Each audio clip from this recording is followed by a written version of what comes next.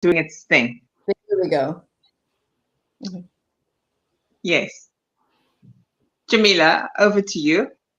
Hi, good afternoon, everybody, and a warm welcome to See you all there. of our listeners. Thank you so much for joining us today.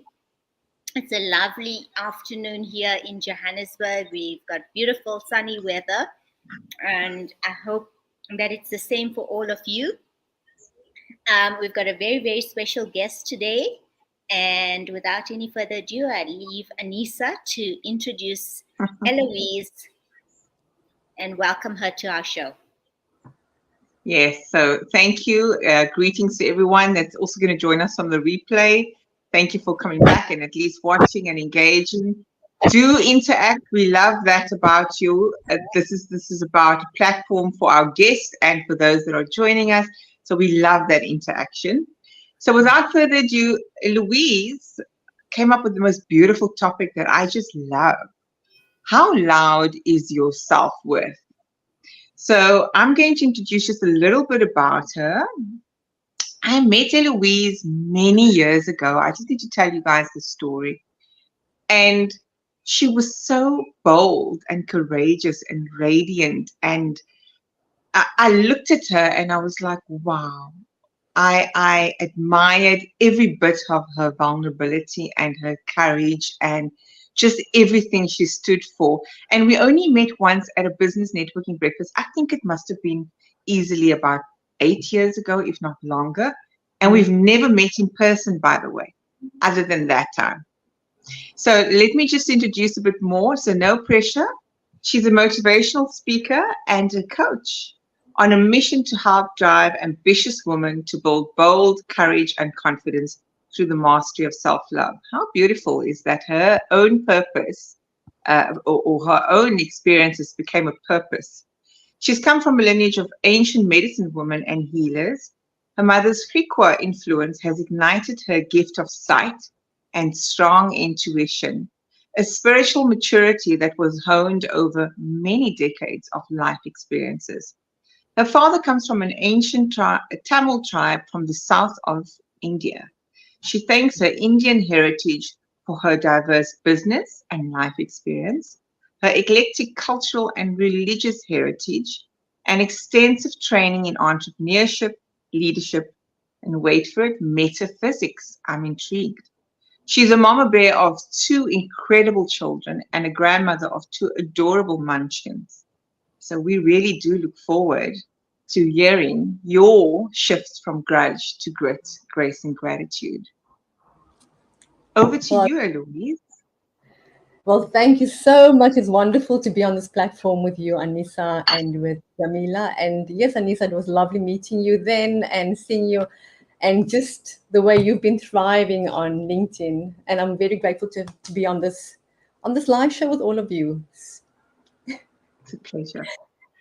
So we're going to kick off and we're going to ask you to define grit in your own life. So we want you to give us an example and we want to invite you. You can be as vulnerable as you want to be, or you can share what you're most comfortable to share, what's coming up in this moment. Where was your grit put to the test? So when I was, I sat and I thought about, our lives are so, it's so rich with lots of different chapters. You can either call it a book review or a movie, and I thought about where would I want to start in this journey, like today, just share with the audience about myself. And I thought, as a little girl, I want to go all the way back to when I was a little girl. And I grew up in a little neighborhood called Rylands Estate. For those that knows the Cape Flats area, that's for a mixed race couple that's married, and they place them in a little area called Extension 3, and those were all built for council houses for the low income stream families, and that's where I grew up. I was 10 years old when I moved in there. As Anissa introduced myself, my mom is colored and she comes from a Griqua descent, and my father is Tamil and he comes from an Indian descent. And can you imagine in our house home having a Griqua mom, colored, and an Indian dad, and they come with their rich culture and they come with their personalities. And I grew up very confused because I wanted to be just like my dad in the temple, swimming around with colors and streams and eating from the deities. And I just disliked the fact that my mother dragged me to church with one of those big brim hats, long bobby socks. As I sat in those pews, I just thought, I don't want to be here. I was rebellious. I was so rebellious. Anyway, why am I speaking about this? It confused me so much because as a child, there was so much to choose from. To choose either to be like my mom, Christian and very, very staunch, or my dad that's flexible and mystic and wise and, and lighting candles and lamps. And it was just intriguing for me as a child. Anyway, fast forward going to school, I just felt like an outsider. Everyone was so mainstream. I felt like a complete outsider. But growing up and having those two strong personalities has also influenced the way I related to myself. My mom and dad often clashed about how they wanted to rear us. They often clashed about just a lot of things, and money was one of those things. But what have I taken from that conversations growing up as a child? I thought, where do I belong? I didn't feel like I belonged even in my own home with my parents. It was so weird. I felt like I'm in this body and I'm observing all of this, but I didn't know where to ground me as a child. So it affected me quite bad. I became quite rebellious at school. I would go to school and help everyone with their homework. I just couldn't concentrate on just being still because at school I felt I needed to play because at home I was trying to figure out where do I belong, what is happening with me. And at school I wanted to play with the kids and they needed to do work. It was that kind of crazy. So in high school, I fell pregnant at 16 years old. And I had my kid, I fell pregnant at 15 and a half, had my son at 16 years old. My son changed my life. I had a reason to live. I had a reason to focus my attention. I needed to grow up fast. I needed to understand what do I want to impart in my son's life in terms of religion and belonging. So those two things are very strong for me: religion and belonging. Um, I married my son's father. We had a beautiful life together for 18 years. At 29 years old, I woke up one morning like I would wake up every other morning. And this particular morning, I felt, why am I here?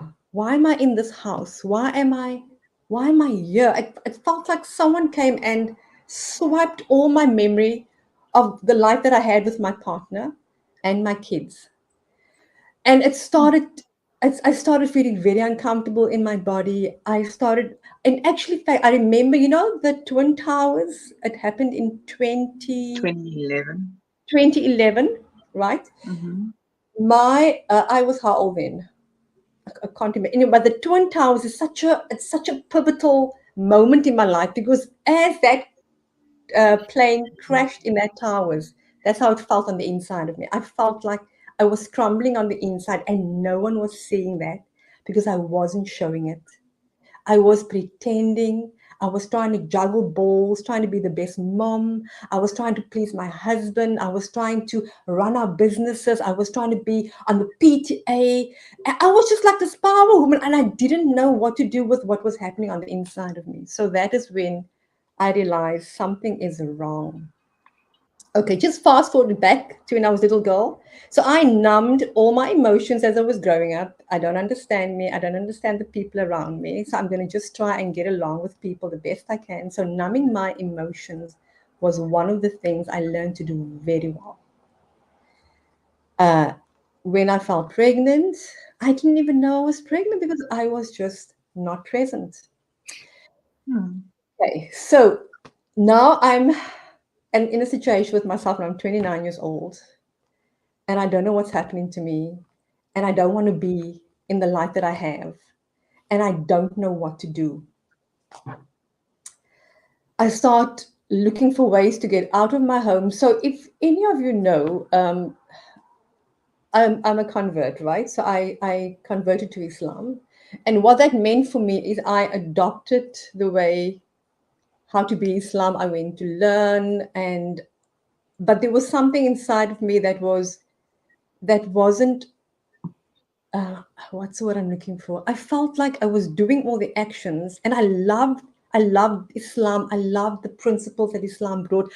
In fact, what I loved the most, what drove me to convert, was the unity that I saw that it brought in families. In my neighborhood, when I was growing up, there was a Muslim couple. It always took me for Saturday, a Friday after Jummah. They used to have these lovely lunches, and that's when I was introduced to Islam, right? And I loved the way she took care of her kids. I loved the way she fed them. I just loved their lifestyle. So my decision became very easy when I had my son to become Muslim, right?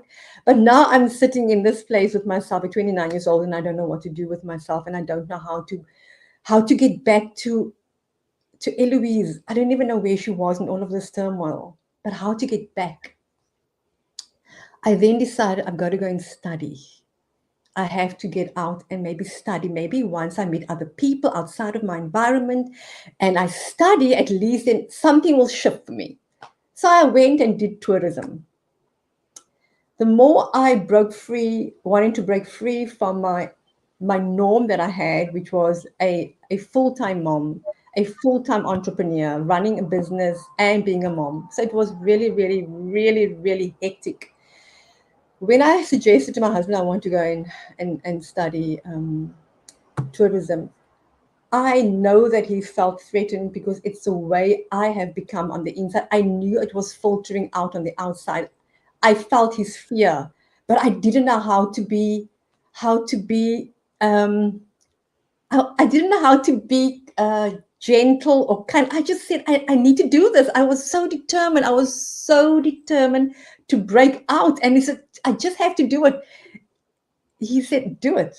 But as I went to class every single day, our relationship became quite, it started becoming emotionally impactful. I couldn't answer his questions when he was asking me, why do you want to do this? Because I didn't understand it. And the more I said, I didn't understand why I need to do this, I think in his world, it was difficult for him to understand. And it just, our relationship just drifted and drifted and drifted. And then at some point, I just said, I can't do this anymore. I have to leave. And that was devastating to my kids. I was married for 18 years, complete devastation. We tried to wrap things up as best as we could, but it was hard. It was hard because I wanted my identity back, Eloise Nair. I wanted to know who she is. I wanted to know more about her. And so when I took my identity back, it was in the blind sight of me taking my identity back. My children decided then that they would want to be with their father only, because obviously I was a wreck. I was a wrecking ball. I knew it, and I knew it was flowing out into everything in my life. So it was a very, very difficult stage of my life. We separated, got divorced. We both went our own ways. And at 35 years old, I went to study at SACAP. I needed to understand emotionally what is happening with me. And SACAP gave me, I studied psychology, applied psychology, and what it has given me is an opportunity to dive into the areas of my life that I have lost, forgotten, was never a part of, was living above all the memories. I couldn't be physically, emotionally present. Why? Because I'm highly sensitive. I'm a highly sensitive being. And I had to learn that while on my journey. Because of my intuition and all the gifts that I bring, I was so highly sensitive that the only way I could understand myself was to numb out emotions. And there was no one on my path that could actually assist me, saying, Eloise, take this route or try this. There was absolutely no guidance. The guidance came from, my direct guidance came from above. It was my divine connection with God all the time that led my path. So at SACAP, that's when I started peeling the layers, peeling the layers. But everything else is crumbling, falling down, and I'm still peeling the layers. I stopped working. I used the money that came from the divorce. We shared a house, we sold it. I used that money. I walked away from everything else because I felt that my children needed it more than me and they would benefit. What I didn't understand is I didn't know my life without my children. So for 3 years, suicide was, sure, it was like in my radar. I tried committing suicide for 3 years consecutively, and no one knows this. And whoever's here, in family, and they do hear this, I did try for 3 years. But every single time I got into my car and wanted to throw myself off the cliff, there was an audio, a strong voice saying, "Really? Is that all you're going to do? Just throw yourself off the cliff?" And it actually made me stop in my tracks. I was like, who is, like, what's happening? Like, who's around me, you know? And then I remember a friend passed me a book, the poetry on Khalil Gibran, and that changed for me instantly. The passage that changed for me was, "Your children do not come from you; they come through you." That was the massive change. That's when I could park a little bit of my emotional, making peace with that. But what I was carrying with me was deep hatred, self hatred. I hated myself for leaving them. I hated myself for not knowing what was happening internally, emotionally. I hated myself that my life has started at such a young age, falling pregnant, having to cope, having to juggle, having to understand life at such a young age, and then still showing up and being brave and and consistent in my family life with my children. And I couldn't, for the life of it, I couldn't see myself through eyes of love. I hated every inch of me. I hated my decisions. And how that impacted me was, in my business, I used to attract people that was similar in my experience, got divorced, lost their children, and that's how I started coaching, and I imparted my knowledge.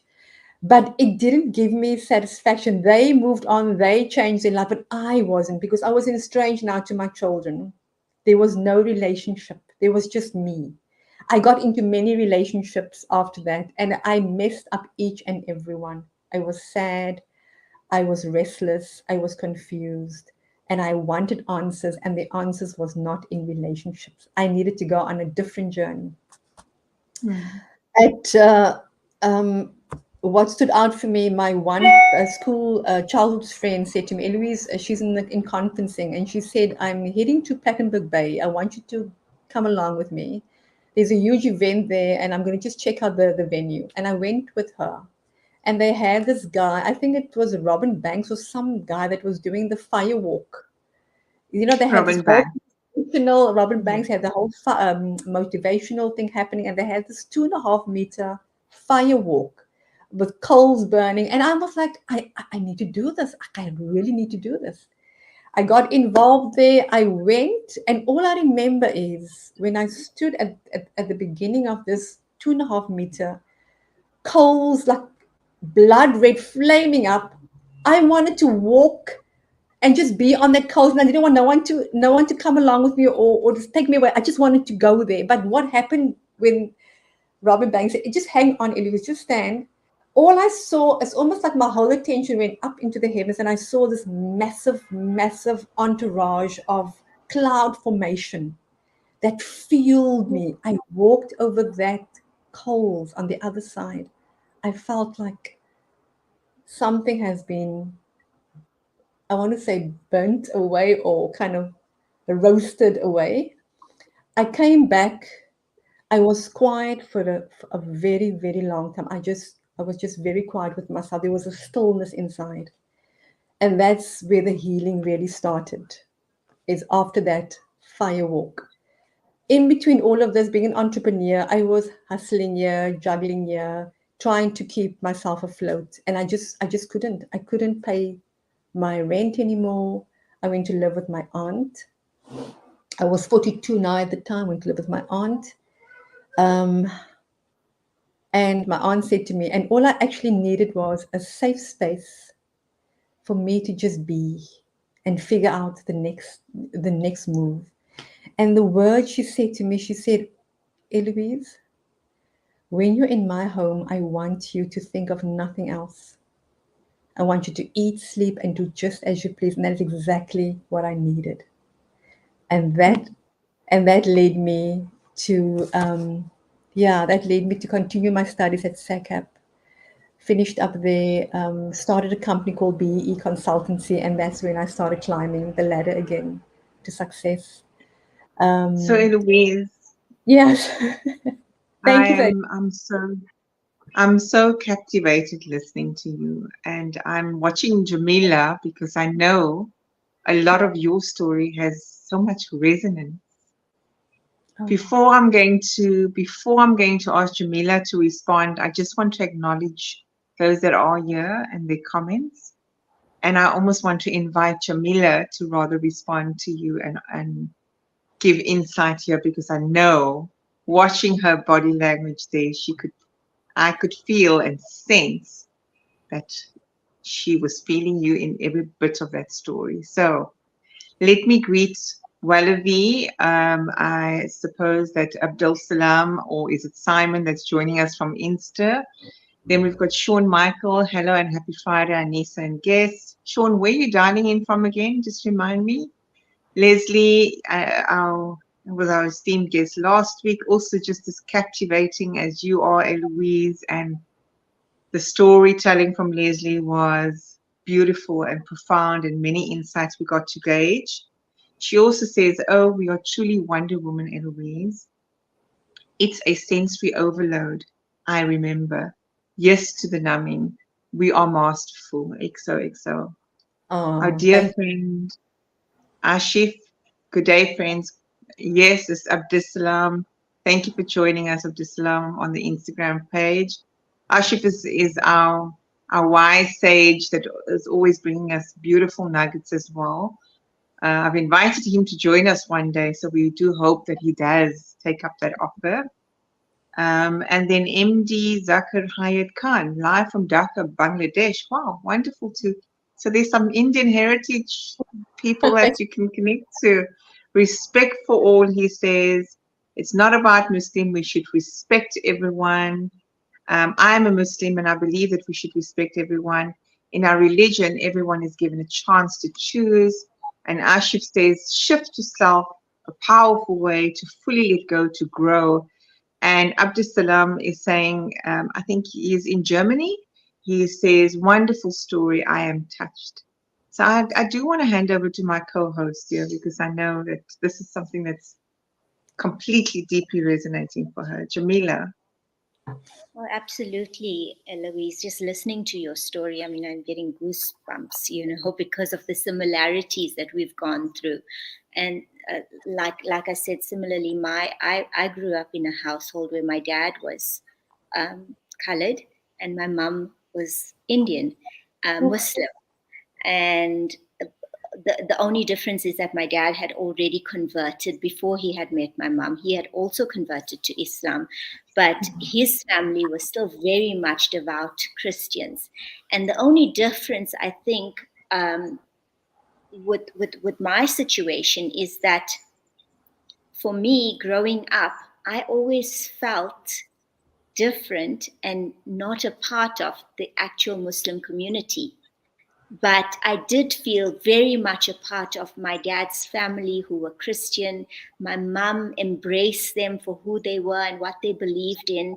And for that time, I think she was quite the rebel. And I truly, truly admire her. And she's late. I lost her when I turned 18. But there's so many strengths of hers that started to resonate with me as I grew older in my life. And I may not have, fully acknowledged and appreciated it as I was growing up, because I was a daddy's little girl, a daddy's little tomboy. But as I grew, when I got married, as I had my son, I really truly appreciated, the value of having a mum, in the absence of her being there.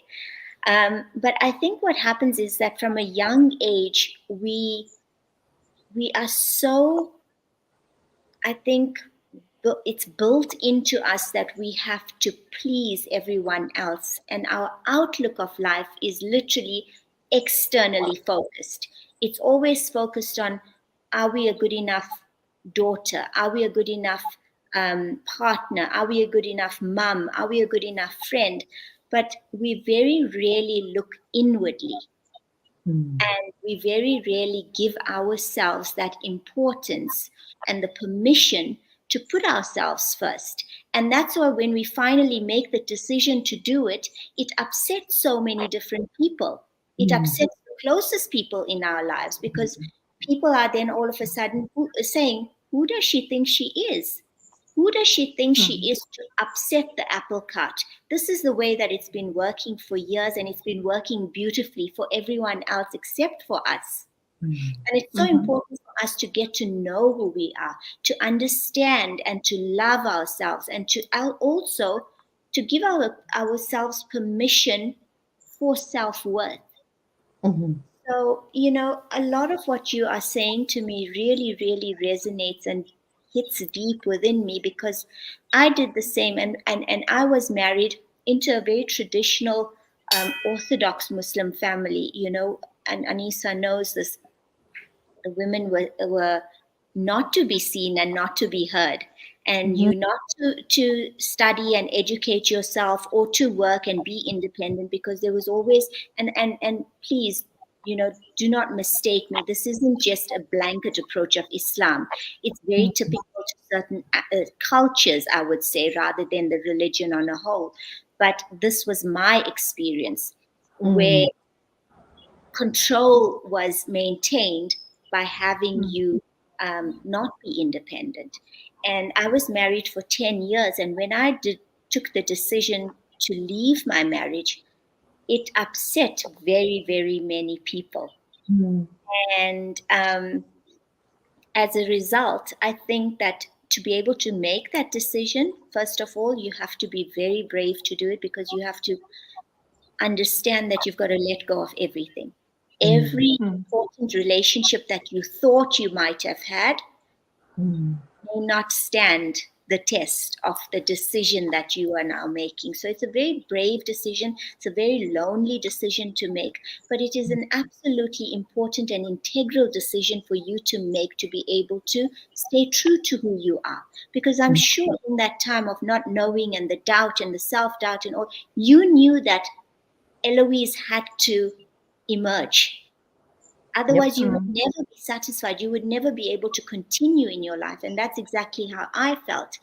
And, going through it, as much as kids are affected by it, I think eventually you get to understand that your kids really and truly respect and appreciate you showing up as yourself, and you being happy within who you are as a person, which then flows onto them as well. So difficult journey, but well worth it if you stay the course, and people then come on board and realize that you're not doing it from a space of selfishness, but a place of self-love. And that's so true. You want to say something? Eloise, I just wanted to throw in one thing. And I think you have engaged on the post that I wrote earlier this week. Sometimes we think we need belonging, and we don't have that sense of belonging. But that belonging was never meant to be outside of ourselves, or in a particular construct, or within a particular family unit, or social circle, or religious circle. That belonging has to be from within. And unfortunately, we are taught to build our homes, our solace, our tranquility, our peace within other people's hearts. And so when they don't serve us in the way that we expect them to, or we're not getting out of it the fulfillment that we so desire to have, is because they cannot give that wholeness to us. We have to reconnect. And as I said to Eloise, I see her as this powerhouse that is reclaiming all of who she is meant to be and more. So I'm going to hand back over to you, Eloise, because I know there's more that we want to hear from you. Just before you go on, Eloise, I just want to touch on something you said, where you were in many relationships and none of the relationships worked. But I think that the relationships with others can only begin to work once you have mastered the relationship within yourself. Mm-hmm. Yes. So it's so important. I think Mm. that's absolutely integral, is for you to begin to understand who you are, to accept who you are. And that's accepting your shadow self, your strengths.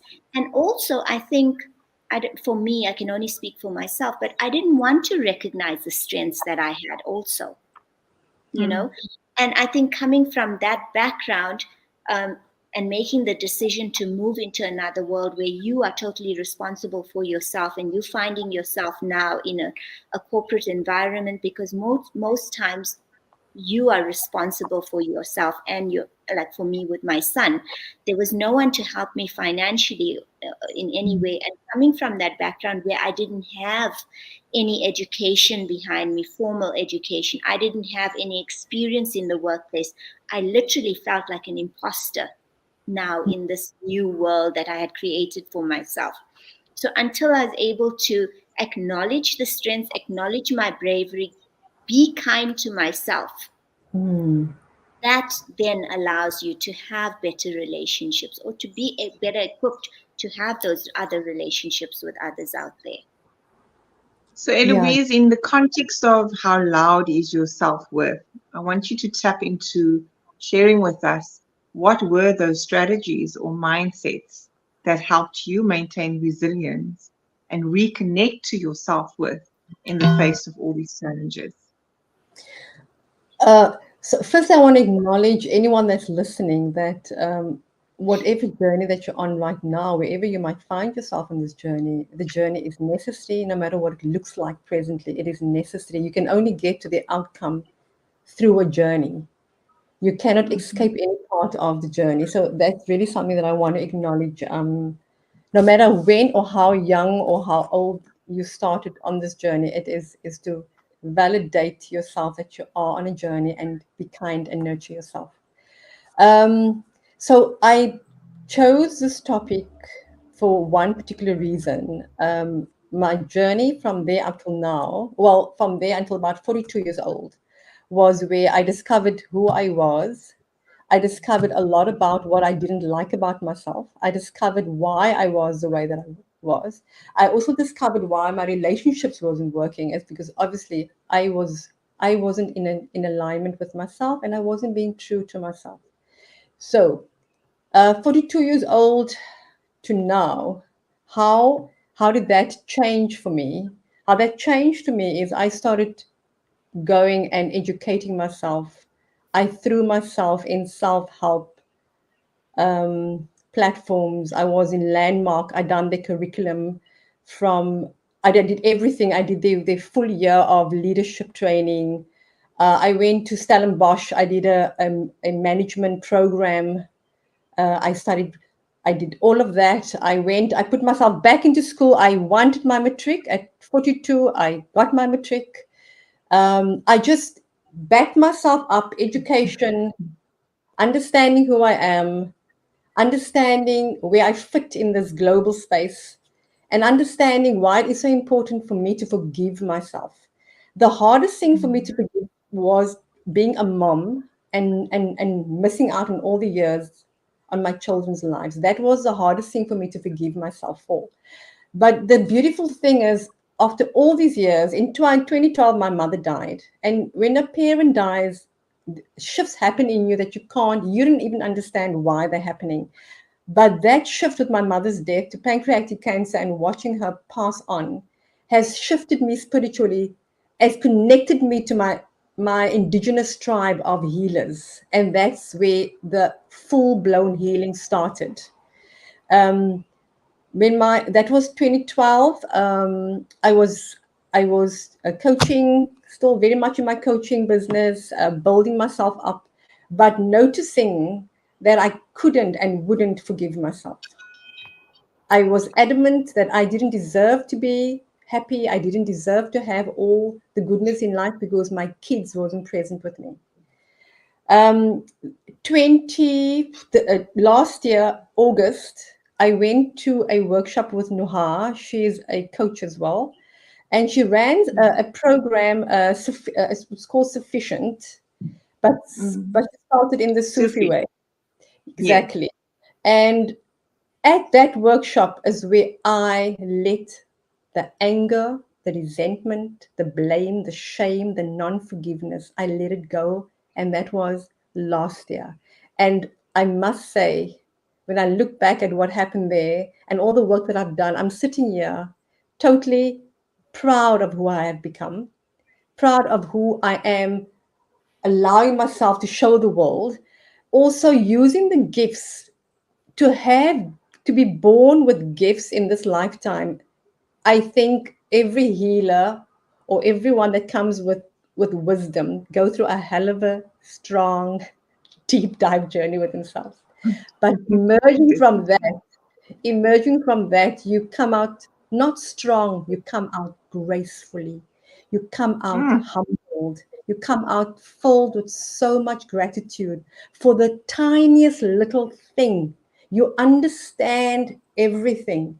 You make peace with your past. I've made peace with my past. You make peace with your past at the end of the day, because I have started to see the bigger picture. And when you see the bigger picture, you cannot turn back. You cannot look back. It's only forward. So I don't have a father. My father died in 2020. Another big shift for me. It all prepared me for the day. Last year, November, my ex-husband passed away. And I see how I was prepared to be whole and complete and in alignment with who I am, and to sit on my throne of grace because I'm ready for my children. I am the mother that I needed to be now for them. I couldn't have been this mother for them there, but I'm the mother for them now in this moment. And that has given me the most. If I'm filled with love, I'm filled with appreciation. I have no expectations on how this relationship with my children and my grandchildren will unfold. All I know is that I am grateful that they are here on this planet. And I know as a mother, it's my role just to love. I have no influence guiding them. I must love them up. And that's what I'm ready to do, is just love them up. So my daughter and I, we're speaking. My ex-husband's funeral has really brought us, has given us a space to land and to find our relationship. And I just want to also acknowledge my ex-husband. He's been an incredible dad to rear them for 19 years on his own. I just, yeah, my heart just, it oozes with appreciation and love and gratitude for him as well. Yeah, and this is why I call this particular topic, how loud is your self love? Because we don't really realize that we're hating on ourselves, because we are, a lot of the times I was pretending, and I know there's lots of people that also can't cope with emotions, and so they put on a mask, or they pretend to be something else just to get along or get through. So then you think you're being good when you're buying yourself the latest outfit, or you're buying yourself the biggest house, or the next brand new car. That is not loving yourself. Loving yourself is when you can be brutally honest with yourself and sit in that pain, and the snot is running down your nose, and you put your arms around you and you cuddle, and you tell yourself, I got you. I got you. We are getting through this. I got you.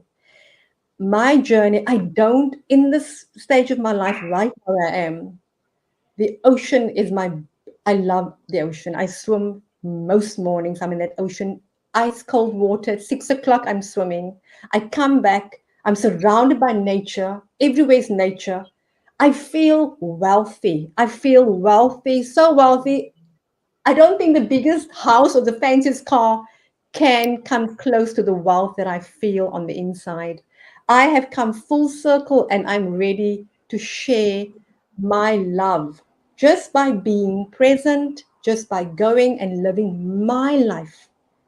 And that will influence everyone else. I am not here on a mission to heal anyone's life. I'm not here to change or transform people. I'm here to just be Eloise, love, be creative, paint, walk, do my coaching, get on platforms like this. That's what I'm all about now. So I have loved myself.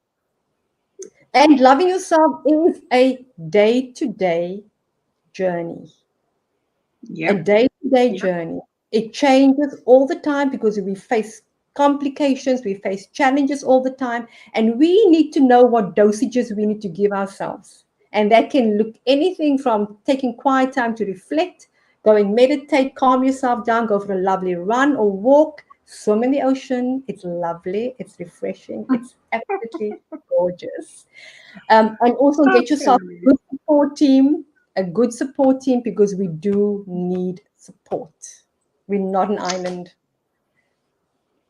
Louise, so Really. I'm going to pause for a moment just to acknowledge some of the beautiful comments that are again coming through for you clearly. Ashu says, shift to self, a powerful way to fully let go, to grow. He says, the best journey is taken is the journey taken within. All resides within to thrive. Zakir says there's no room for violence against women in Islam. And Ashif says it's often the changes we didn't plan for that change us the most. Be kind to yourself. That is the point. Hello, Ronald. Rather late than never. We're always glad to have you from the US. Leslie, grit, grace, gratitude. I love this. Yes, it's you and people like Louise that make this segment work, because you're willing to come in and share your testimonies with no attachment, no expectation. So we love you for being here too. Self-forgiveness, Asha says, is truly liberating. And then Zakir says life is a gift. And what I want to just add to what you've just shared is almost something. Okay, so Ronald said this is indeed a hashtag replay, some revelations. Yes, you've missed some beautiful parts. So Ronald, absolutely go get the meaty, juiciest parts in the beginning back again when you watch the replay. So I shared this week, it was one of my first very global showcases, and the theme was the hero's journey. And it was, the tagline was shifting from grudge to grit, grace, gratitude.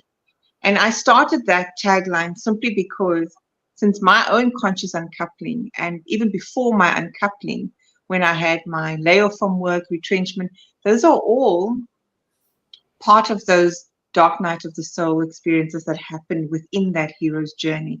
And as you rightfully say, when we try and fight the challenges, the trials, the tribulations, the barriers, the roadblocks, the obstacles in our lives, that is when we are actually blocking ourselves from coming back home to truth.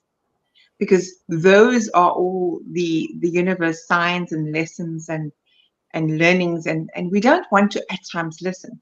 So at times we are forced. So we will be forced through these experiences to listen. And these experiences is often loss, or not loss in the very sense of losing a loved one, or not having your kids with you. It's the grief. It's actually the beauty that lies within that grief. And if we can feel through that grief, and another thing you've said so beautifully is that understanding that the demons and the villains and the monsters is not the outside world as we often project it to be.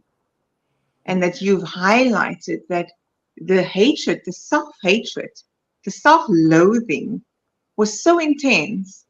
How on earth can you fill your kids' bucket? So through divine intervention, which might not have been understood at the time, your kids were meant to be with their dad. As hard as that was in those moments, because you needed to rediscover, You needed to walk parts of yourself back home. Mhm. You needed to be the witness of, because you said there weren't anyone on your journey. And so there wasn't anyone to be that support. But I often wonder whether you were open at the time to see that there might have been people around. Because on the hero's journey, we are never quite alone. But our lens and how we perceive our lives to be in those moments is the reality of us not being able to be awake and see that there are others that are wanting to help. So Aunt was one of them, but you were a Mhm. little bit more open to and awake at that time. And she Yeah, created the safety and safe space for you to say, you know what? Let me just hold you. You yeah. don't need to do anything because that was you before doing, doing, doing. So I'm going to Mm. let you respond and to that. Yeah. Anissa, I think when you're going through, I want to say turmoil or trauma, you're not going to feel safe with anyone. Mm, And even if the help is around you and you can see the help is around there, but you're not going to, you don't trust yourself enough to show your vulnerability or your wounds to anyone else. So the journey is designed, I believe, for everyone differently. I knew I needed to be solo. This is the way I integrate. This is the way I heal. This is the way I get to mm, understand me. Because I'm such a giver and I help others through their lives. I would put myself last. So if I'm with someone else, I'm never going to give them a chance to help me because that's my go-to. But because I had to be on my own, I also got to, I then saw how I operate and why I do the things that I do, how I nurture myself and how I give.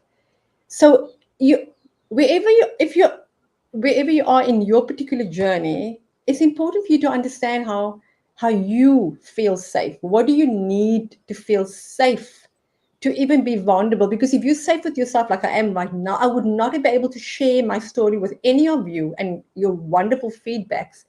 I would have probably taken offense if I wasn't feeling safe and if I didn't understand myself. Your replies or your questions would have offended me or scared me off. So it's a yes. very, very, very sensitive and a very individualized journey. None of us are here or can actually tell someone else how they must lead their journeys. You know what I mean? It's Mm, really, mm, we are responsible for making the choices to want to change. We are responsible for reaching out and asking for help. We're also responsible on how we are hurting and affecting the people around us, our environment, and we're responsible on how we're hurting ourselves. So if those are loud shouts, and I think that those are the loud shouts that wake us up to actually go and face our fear of feeling unsafe and then, tagging here and getting on board somewhere until that safety grows a lovely net that you can spin around you and then you can put yourself out into the world. It's a sure. it's I a agree. really it's a very, yeah, I just feel that there's so much hurt in the world and there's so much pain, and when we look out into the world and we see what's happening and how it plays out in behaviors and patterns, it's it's easy to pass a judgment or it's easy to give advice. Do you know what I mean? But can we Mm, sit with that person in their misery or in their pain or in their discomfort or in their turmoil? Can we, as coaches, sit with them without giving them any instruction and just be silent? It's the hardest thing to do. I still try. it's the difference between it's what we shared before between not hijacking that space and just Mm, holding the sacredness of it. yeah. I know Abdul Salam thanked you for your. He said, Eloise, all the best for your life. This is Abdul Salam from Germany. He says you are doing great, and he also thanks us, Jamila. Great to listen to you both. Great team. Thank you for joining us this far. Abdul Salam will be in touch. And also, I think Zakir has to also go. Thank you for joining us there. Jamila, you wanted to respond to Eloise on that holding of the space. I think just on the topic of the journey that we take towards our own self. realization, our self-actualization, finding out who we are, it's never ever a journey that we take alone. And we would encounter certain people who we deem to be safe spaces for us or who hold space for us. But even in the encounters that we have with those that we might feel are negative encounters, it really isn't a negative encounter. It's a learning curve for us, because they also come with their lessons that they are offering to us, which helps us to get to our self-realization much quicker than we actually realize it to be. And I think that your self-worth and your self-love is only as loud as your self-forgiveness is. Beautiful. Yes. Yes. So I think, we So should just Jamila, acknowledge the fact that we're never really alone. I felt very, very much alone back at that time. I felt like it was just my son and myself, and I had nobody else, and the whole world was against me. But further along, years later, I realized how the people in my life that I felt that were not there for me actually were learning pillars for me, and today I'm grateful for it, because it's helped me to become a stronger person and to actually be more in touch with who I am and what my strengths and my weaknesses may necessarily be. That's so I fully beautiful. agree, because I feel that they are torch bearers for us to bring us back to light. Yeah. Because those very people that trigger us is, like Jamila said, they're there to show us the parts of ourselves that are not healed, the parts of ourselves that are still deeply triggered and wounded. And you cannot be in a state of grace or gratitude when you're being triggered. You can't be in a space of judgment and grace simultaneously. Those two cannot coexist. In the same way that the way the brain is designed, it's going to scan for stimuli in the environment in order to protect us. But we can train our brain. We can rewire how the conditioning that we used to, because we're so on fight, flight, freeze, fawn, the people please, right? The reality is that we can tap into wisdom. We can't get to wisdom if we haven't gone and grown through the experiences that have shaped us, which comes with the people and the events and the defining moments of our lives. And it's never in the light, happy moments that the greatest lessons or enlightenment happens. No, it's through the darkest periods of our lives. Yeah. And so for me, it's absolutely, once you're in judgment, you can't be in grace and gratitude. Grit can also be an egoic grit. I've shared this many a times. So we need to be very mindful. When I'm saying I'm showing up with grit, is this like I'm going to show the world? Or is this, you know what? I'm going to be resilient. Resilient that if I'm being triggered, I'm going to have non-judgment, non-attachment. And in fact, I'm going to be as balanced and equanimous as I need to be, because that is also just somebody asking maybe to be heard, understood, and acknowledged. And their way of showing up in the world is that of triggering others, right? Because we have those people. Let's just call a spade a spade. We have those people. But when we can operate from that forgiveness, it's only because we've learned how to do it for ourselves. I think, Jamila, you've just created a new topic for us to tap into. Self-forgiveness must be louder than your self-worth and self-love. Absolutely. We have 6 minutes remaining.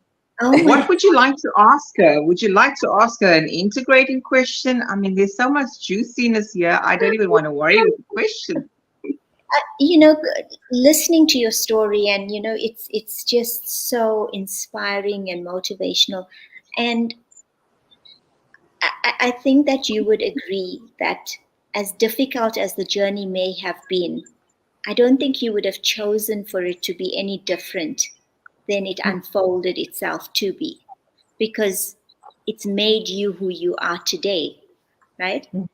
And what would you say to those people that are on a similar journey as you, or starting out that journey? What advice would you give to someone who's actually now just emerging on this journey of choosing themselves over everything else?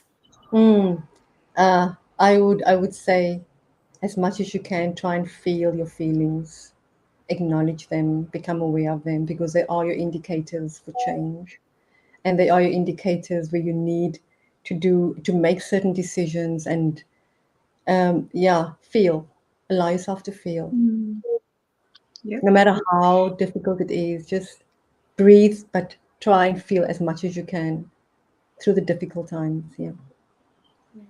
And I think we So get for so those caught up. listening, Sorry, Anissa, I think we sorry. just get caught up in that rat race of survival, that we forget to feel, we forget to connect with ourselves, and just to take a pause and a breath, and to sit with ourselves, and, like, as we always say, just to be present and acknowledge what we're going through.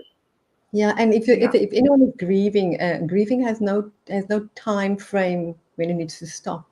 So give yourself permission to grieve as long as you need to. You'll know instinctively. You'll know when you have to move out of it. It's also a very important thing, because family members can maybe, or friends can say, you got to get over this now.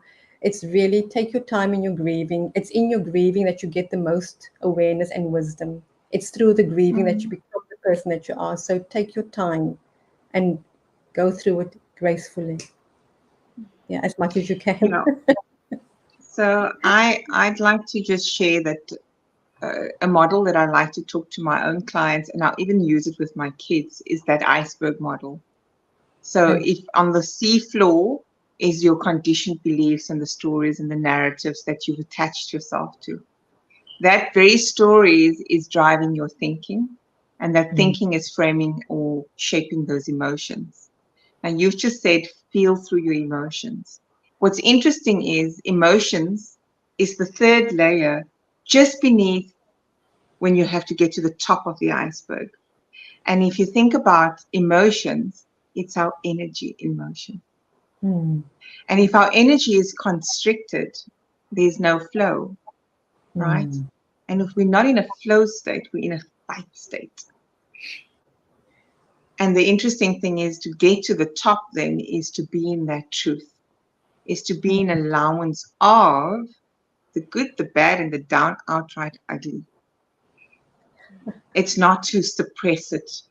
And I think people think that we have to. So the self-forgiveness is, we need to steer away from shaming, because we tend to shame ourselves when we do feel. And others tend to shame us when we do show what we feel. Yeah, instead of steering away, maybe, Anissa, maybe just become aware of it, and soften it. Soften it with something kind. Don't steer anything, allow, but soften it. Soften it with your words, soften it with gestures. There's lots we can do. Yeah.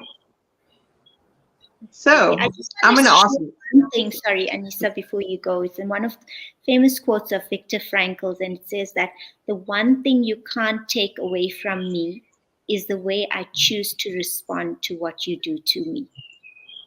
And that it's in our responses that we shape the way that our life goes forward.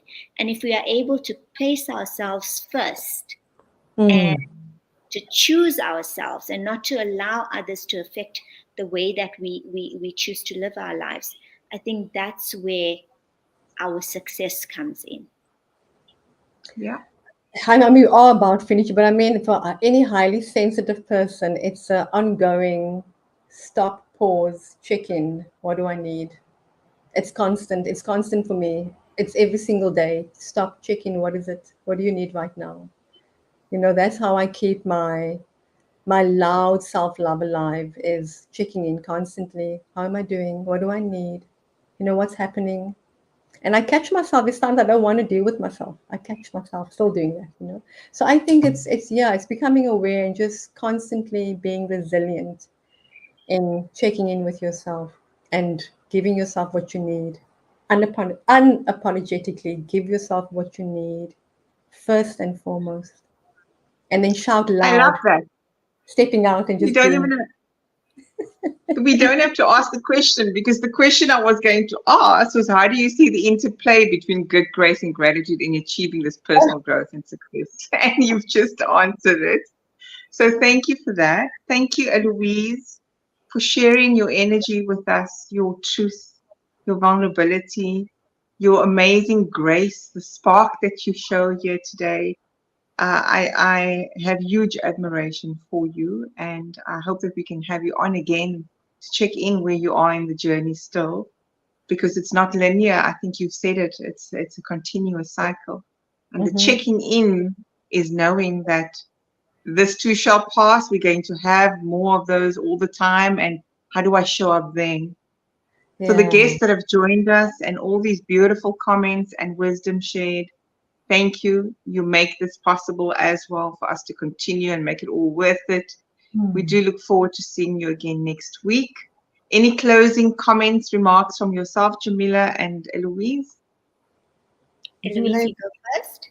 I just want to say thank you, Anissa. I simply love what you're doing, especially now with this platform. I love that you're allowing people to show their vulnerability on this platform. It's amazing. I'm grateful to have been here and shared some of my stories with you. And thank you, Jamila. Thank you for also just being relatable and for sharing your experience with me as well. It's really been great. Thank you. Thank What I take from this is beautiful. It's just, I mean, I can just feel the love oozing out of both of you. Just grace and gratitude and appreciation. That's what I'm feeling. Thank you so much, Eloise. And it was a beautiful hour spent with you. And thank you for sharing your journey with us. And I think, Anissa, this, when we started this, we wanted to create this platform for people just to be vulnerable, to be Yes. real, and to be in a space where they felt safe, for us to share our stories and to be united by it, and to understand that we're not alone, we're not living in silos, and we don't need to be living in silos, because we have so many shared experiences like yours with me. I mean, for many years I thought I'm the only one that's going through this. I'm the only one that felt like a misfit. I'm the only one that came from this multicultural home. And it's like through platforms like these that we are able to share our stories with each other, be vulnerable with one another, and understand how connected we are to each other. Hmm. Yeah, and also for me, it also feels like it's an acknowledgement by sharing my story. It's also great for me to acknowledge it, like being able to share with others, Yeah. is me saying thank you, Eloise. Thank you for acknowledging that, for everything you've been through. Thank you. I like, that's what I'm getting for myself. Just this platform It's an provides empowerment. to acknowledge Yes. themselves, and yeah, which is So beautiful. on that note, I don't want to hold. Eloise, you can stay. We normally just have a quick debrief afterwards. So I'll end the live. But on that empowering note, I think that's what I want to say, that this has been an empowering and an inspiring hour and 3 minutes and 33 seconds. So I'm going to end the live, because I think we can continue, and we'll see the guest again, or hear the guest next week. We won't hear the guest, but we'll see their comments next week. On that note, I'm ending the live.